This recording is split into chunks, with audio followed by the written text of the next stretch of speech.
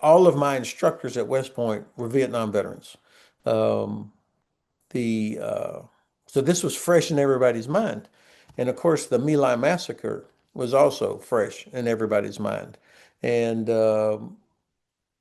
it was pounded into our heads as cadets that our oath was to the Constitution, and that you had the responsibility to accomplish your mission, but you also had the responsibility to say, "Sir, I can't do that. I'm not going to do that. That's an unlawful order." This is the second part of a two-part conversation that I had with Lieutenant General Ben Hodges. So if you enjoyed this episode, please do go and check out the first part of this conversation. You'll find it in the list of last week's videos. And before we jump in, I want to say a huge thank you to everyone who supports the channel and has supported the channel throughout the year. That has enabled us to do events on the ground in Ukraine, make trips to Ukraine multiple times, and of course events in the UK as well. That has helped to push the agenda for support for Ukraine. All of your support, whether it's by adding comments, liking the videos, being subscribed, sharing with your community, has a huge impact, and I'm immensely grateful. And of course, I can't pretend that it's not a struggle to keep this going. It absolutely is. Producing the videos every day, making it financially viable, while also doing fundraisers for Ukraine. We've been very successful on that front this year, so I am immensely grateful. We are, however, gearing up for 2026, and next year, despite the challenges, we are going to be accelerating our growth of the channel. Hopefully, we are going to hire a digital social media executive who's going to help actually amplify the content and help grow the channel, and of course, its impact, because Russian aggression is not going away, despite all the talk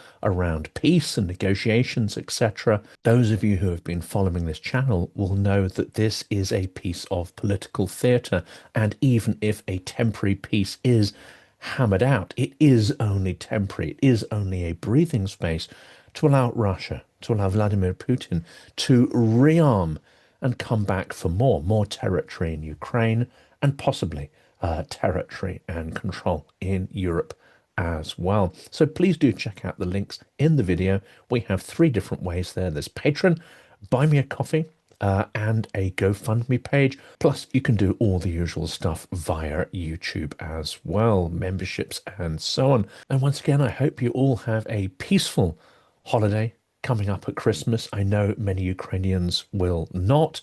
Russia will not likely give Ukraine the peace that it deserves. And this is why the struggle continues. This is why myself and the rest of the YouTubers in this space need to carry on doing what they're doing to resist Russian aggression, Russian lies, Russian imperialism, and the trauma it is inflicting on its neighbors. At this point, of course, Ukraine is bearing the brunt of that. It's my absolute pleasure to be joined by Ben Hodges, a retired United States Army officer who became commander of the US Army Europe in November 2014 and held that position for 3 years until retiring from the Army in January 2018. I don't need to give too much detail because I think everyone here is absolutely aware of the extraordinary voice and impact that Ben has, especially in the context of the war in Ukraine and the phase of history that we're going through, which is seeing a revanchist Russian imperial project causing chaos, not just in Europe, but around the world. Before we jump in, thanks to everyone who supports the channel, especially through Patreon. Buy me a coffee. It is absolutely critical to help do the events and the recordings on the ground that we've been doing this year. And I know many of you have certainly benefited from that. Ben, I'm delighted to welcome you back. Well, I am grateful that you're giving me another opportunity, Jonathan. Thank you. So in this one, we're going to focus on what's happening in the US, and without necessarily being, specific about the regime, individual figures, etc. We don't want to make this sort of personal in any way. There is, however, it seems some disquiet in the military and potentially in the more traditional wings of the Pentagon, especially the treatment or the rhetoric around Mark Kelly, who made a video along with a number of Democrats who had served, and they simply restated something which it seems to me is in the sort of the Constitution, the founding Constitution of the U.S. Army, is that unlawful orders or immoral orders people have no obligation to actually follow those orders. In fact, they have an obligation to resist those. A simple restatement of something that should be obvious. That has caused a lot of controversy and, of course, a lot of friction. Well, the administration has been claiming that whatever the president orders is uh, by definition lawful. And they have taken this grant of immunity from the Supreme Court and extrapolated into whatever he says is okay, and therefore to question that something that comes from the White House might be unlawful, or by extension from the Pentagon might be unlawful, is that's how they're defending it. Now, when I thought about this, I thought, well, if that's true, then why do they care? Why are they so worried that people like Senator Kelly or Congressman Crow and Senator Slotkin from Michigan, was a career intelligence official, why would they care? Why would they be alarmed? If everything that this, and obviously because they know that these are illegal and they don't want to be questioned or be have to deal with that, have to defend it. They have not done the things that you would expect in terms of complying with the law, the War Powers Act. But because the Republican-led Congress has failed to make them come testify and explain and do that, then this kind of continues along. I can remember as a cadet, and I am so much older than you and most of your audience, Jonathan. I started Not West not Point. so much, alas. I started West Point in the summer of 1976 after I finished high school. So 76, we're to I my was right. 4, so I just Okay. thought I'd put that in there. Yeah. Yeah, thank you. Um, but that was right after the conclusion of the war in Vietnam. And America we were dealing with that. The military was dealing with that. And all of my instructors at West Point were Vietnam veterans. Um, the so this was fresh in everybody's mind, and of course the My Lai massacre was also fresh in everybody's mind, and it was pounded in our heads as cadets that our oath was to the Constitution, and that you had the responsibility to accomplish your mission, but you also had the responsibility to say, "Sir, I can't do that. I'm not going to do that. That's an unlawful order." So, I mean, uh, at the tender age of, I think I was 18, 19, then I was already hearing this. And My Lai was always held up as, why you can't do that. And that, I was only following orders was not a justifiable defense against doing something and it was routinely referred to as the Nuremberg defense, that the Nazis on trial at Nuremberg said that they were just following orders from the Fuhrer. And so anybody that is confused about that has not been paying attention. It's always been that way. Now, it's easier said than done. If it's something like shoot those civilians over there or execute those prisoners, that's an obvious black and white. No, I'm not going to do that.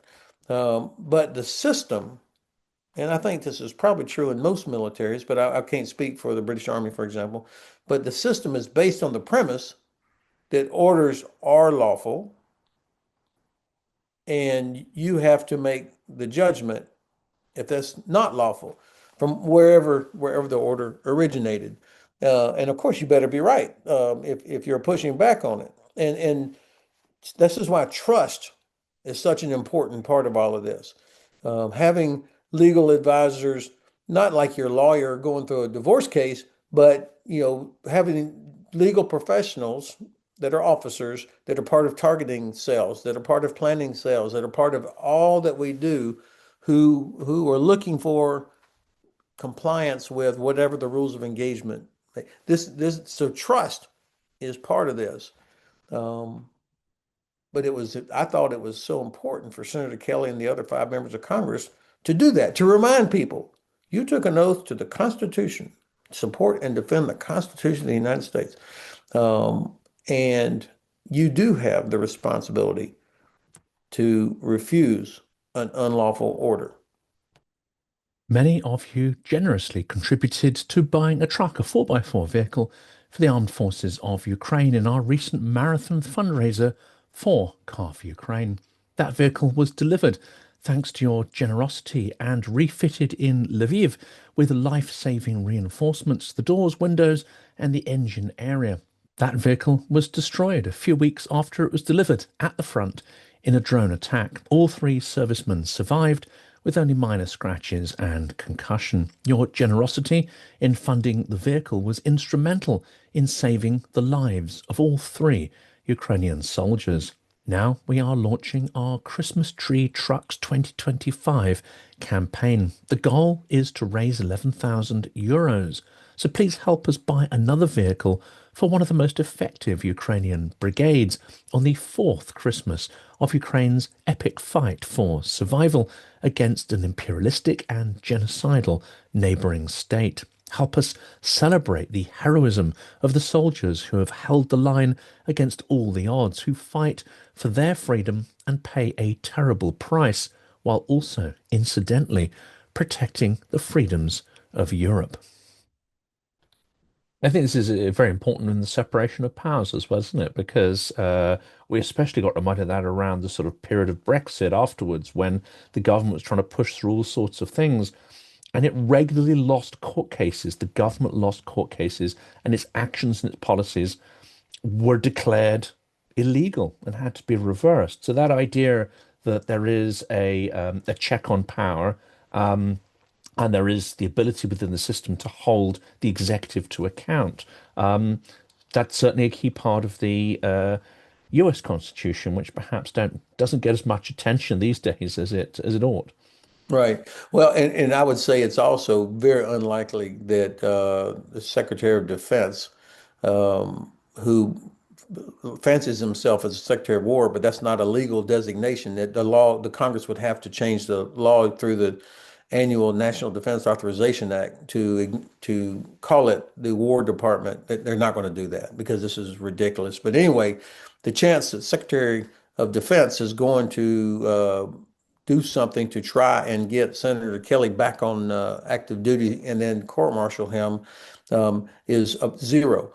Number one, because of this separation of powers, you can't, one branch of the government can't go after another branch of the government. And I think even the most diehard MAGA senators would not be willing to tolerate that. And secondly, I don't think Secretary Hegseth wants a big court-martial proceeding where all the information that's about what they're doing comes out. And so I think he prefers to the administration wants to try and draw attention to what they call seditious behavior by these members of Congress, but nothing's going to come out of it, just more division. And this is a challenge, isn't it? Especially it's a challenge for you and some of your colleagues, which is whether to adopt the approach of quiet resistance, as it were, or open dissent. And it's even more of a challenge to those who are serving. And there are key figures like yourselves, Mark Hurling, General Petraeus, who have, in each in your own way, signaled, let's say, a degree of discontent with some of those sort of policies and actions. It's reported that Petraeus himself refused to serve within the Trump administration because he felt that he would not have full control and license to operate in the way he saw as appropriate to that role. But there are relatively few voices, I think, who are coming out, and those who are serving have an even greater dilemma, surely. So it's an excellent point. And General Petraeus was my commander twice in Iraq and in Afghanistan. And so you're talking about men of honor and also strategic thinkers. Um, we don't want to see the current chairman of the Joint Chiefs or the chief of staff of the Army or the chief of naval operations and others, uniformed leaders, standing in front of the press saying, yeah, what the secretary is doing is awful. That's not healthy because the principle of civilian control of the military also is a longstanding part of this. And so the expectation is that number one, the chairman of the Joint Chiefs, for example, or the commander of U.S. Southern Command or U.S. European Command, um, in the processes behind closed doors, conveys to the secretary or the army chief or whoever that, what you're talking about is illegal. We can't do this, or there's going to be enormous risk, or our allies are not going to be willing to do this, or we're going to lose intelligence sharing access. These are the debates that typically happen in a healthy environment inside a normal sort of Pentagon. And I would imagine that that is, in fact, happening. I've heard from others better informed than me that part of the reason the national security strategy just now came out is because of some serious debates and arguments between uniforms and the suits about, Europe, reducing our emphasis on Europe, for example. So that is going on to an extent. What I'm disappointed in is very, very few of the retired four stars, generals and admirals, have come out and said anything. They should be doing this, number one, because they have serious heft, but also to protect the ones in uniform. Um, get the former chairman, former army chiefs. But these guys, men and women, who have been deployed years and years and years in combat, so this is not about, courage. They see what happened to Mark Milley. And so each of these uh, officers, retired officers, has to make their own decision about how do they protect what they literally protected for 35 to 40 years of their professional life. How do they continue to do that long term? And there will be an end of this, whether it's in 3 years or in 7, 8 years, there will be an end at some point. Um, how do you help us get through that without the damage being so great and irreversible? And the last topic here before we wrap up, I think, is an interesting one, and it touches and it brings together everything we talked about. We have hybrid drone incursions in Europe. We have the first large-scale drone war that is taking place in Ukraine, in many ways comparable to the sort of technological revolutions we saw in the First World War that gave rise to maneuver warfare, etc. That is playing out. And we have a statement by Hegseth, I think we can broadly get behind, which is that he wants to transform the US into being a cutting edge drone military, bring it into the 21st century. This is, I would say, a noble ambition in some ways, or at least a sensible one. Behind the scenes, and in talking to some technologists, including an absolutely fantastic American in Kiev who is got an investment fund in drones, she talks to people very frequently in Europe and the US, in the military industrial complex, as well as policymakers.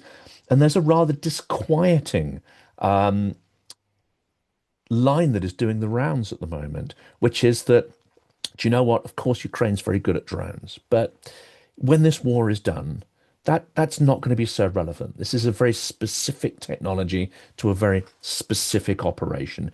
We don't really have to worry about that. We can go back to producing our slightly cumbersome, high margin, expensive platforms, and everything will go back to normal. Now that's maybe an extreme way of putting it, but she says she's hearing that more and more. This seems to me to be terrifyingly delusional, especially as the Russian army, broadly speaking, incompetent and brutal. It does have, as the Soviet Union did, pockets of absolute excellence. They have some extraordinary drone battalions that are very, very effective, and the Ukrainians do not underestimate them. I don't know whether you find the sort of complacency encapsulated in this question sort of worrying, and what should be done about it. So I have heard some people say that almost wistfully that we'll get back to good old. And I don't think these are exclusive of each other. I cannot imagine going back to a scenario where you don't rely on those kinds of technologies. And as we learn more and more about how to use artificial intelligence to control swarms of drones, to go up against enemy swarms of drones as well as multiple targets. Um, who's going to want to walk away from that? Now, clearly, there are people with business interests that want to see continuation of, super expensive tanks and aircraft and so on. I think we're going to keep moving forward towards the blend where you get the right capabilities based on the missions and on the theater. Um, Russia's war against Ukraine is unique in some ways, but not in all ways. You still have to have quality women and men out there, whether they're controlling drones or they're controlling rocket launchers. Um, for sure, the U.S. Air Force has been working, and I think other air forces as well, probably the Royal Air Force, on programs where you had, we call it the Loyal Wingman program, where you've got an unmanned aircraft that is tethered to a manned aircraft.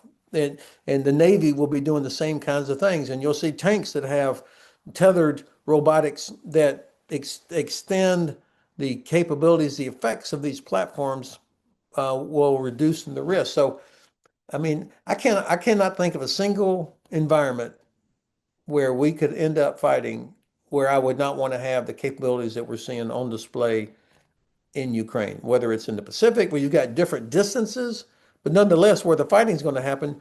I tell you what, I can imagine that the U.S. Navy and the Australian Navy and the Royal Navy will be looking to use unmanned systems the way the Ukrainians have against Chinese facilities or vessels. So no, I think we're going to see continued emphasis on harnessing the potential from these capabilities that we're seeing now. And of course, as many people in Ukraine tell me, it's all very well maintaining the status quo, but if you want to take and hold territory, then infantry is still a key part of it. And in fact, we haven't seen autonomous vehicles and drones starting to emulate the role of infantry yet, but that is quite possibly the next phase. Yeah. Well, General Shinseki was a very, very good, wise chief of staff of the U.S. Army back about 20 years ago. Vietnam veteran, had been wounded, one of the most thoughtful people I've ever seen at the senior level. And he says, if you don't like change, you're really not going to like irrelevance. And that's, you have to embrace, that doesn't mean you have to like it or enjoy it, but you have to embrace that changing technologies have changed the character, not the nature, but the character of war. Ben, always a tremendous pleasure and a privilege, of course, to speak. I'm very grateful that you would join on a Sunday morning and cutting into your personal time. It's extraordinary generosity and with your insights as well. I know the audience on the channel will appreciate it. Once again, thank you so much for everything you do. Thank you once again for the privilege, Jonathan. It's worth getting up for. I'm proud to say that this series of Ukrainian Advent interviews is supported by the Steel Porcupine, a unique and powerful film about a country that refuses to lie down, a people who turn themselves into a fortress of needles when Russian tanks rolled in. The Steel Porcupine is an unforgettable cinematic experience that exposes Russia's campaign of extermination in Ukraine and the Ukrainian people's spirit to resist and prevail. It follows soldiers, volunteers, and ordinary people who decided that survival meant resistance, not submission. Introduced by Nate Vance, a former US Marine who fought for 3 years in Ukraine's defense, this documentary moves from the Bucha massacre to genocide endorsing Russian state propaganda media. The Steel Porcupine is a love letter to Ukraine and a battle cry. It is free to watch and has already had a great impact on policymakers as well as activists. There is, of course, a link in the description of this video and in the comments as well. You can get to the website where you can see both the trailer and the film for free. Created by the makers of the acclaimed To the Zero Line, this is another film about humanity that clearly states there is no such thing as neutrality when war crimes are being committed systematically by Russia and on a scale in Europe only comparable to World War II. Set to a haunting soundtrack featuring music by Philip Glass and blending rare archival footage with original material. It is an impactful work of art and storytelling, as well as being informative. I strongly recommend you watch it, but even the trailer itself is compelling. I feel terrible about it because Ukraine is a very important country, and I feel a personal stake because I got them to agree to give up their nuclear weapons, and none of them believe that Russia would have pulled this stunt if Ukraine still had their weapons. And I believe Europe and the United States should continue to support Ukraine. There may come a time when the Ukrainian government believes that they can think of a peace agreement they could live with, but I don't think the rest of us should cut and run on them.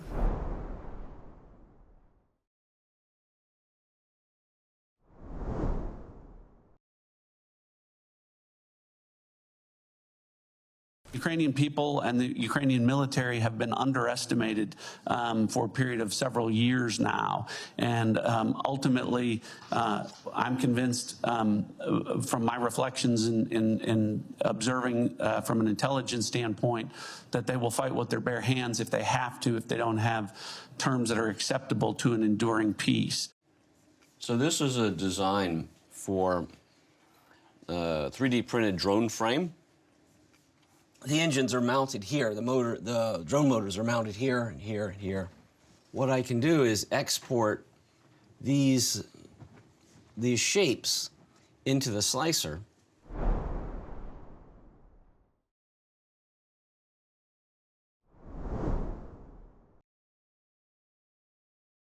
This film has absolute moral clarity. It does not both sides the war. It does not use neutral language. This is a film that says clearly who invaded whom, who is killing whom, and who is standing on their own land, fighting back, showing why Ukrainians will bleed for every meter.